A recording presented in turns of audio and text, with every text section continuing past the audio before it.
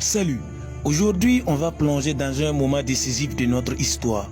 Le jour où Ouagadougou est devenue la capitale du Burkina Faso. Allez, c'est parti, let's go. Avant 1919, notre territoire s'appelait la Haute-Volta et n'avait pas encore de capitale fixe.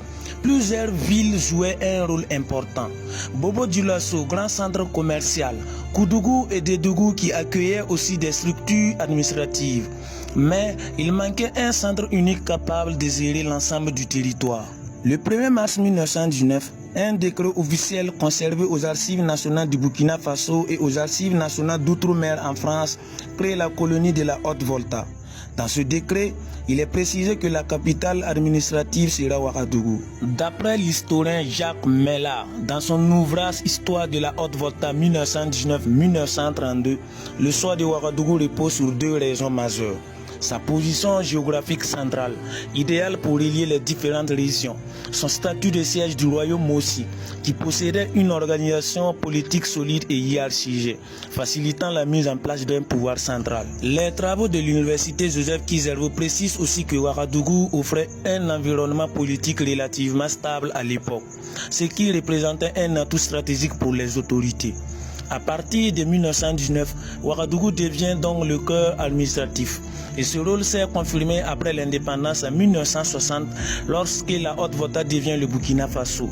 La ville garde sa place de capitale avec le siège du gouvernement, de la présidence et des principales institutions. L'Institut français de la recherche en Afrique de l'Ouest, IFRAO, souligne que ce choix a façonné le développement urbain, économique et culturel de la ville, faisant de Ouagadougou le centre névralgique du pays jusqu'à aujourd'hui. Et même dans le contexte actuel, marqué par des défis sécuritaires et économiques, Ouagadougou reste fidèle à sa réputation.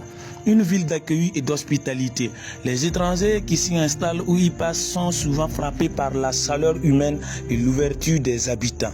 Ce sens de l'hospitalité hérité d'une longue tradition culturelle fait de Ouagadougou non seulement une capitale administrative, mais aussi une capitale de cœur. En résumé, ce n'est pas le hasard qui a fait de Ouagadougou la capitale, mais un choix stratégique, politique et géographique, renforcé par plus d'un siècle d'histoire et une identité marquée par l'accueil et la convivialité. Bienvenue à Ouagadougou.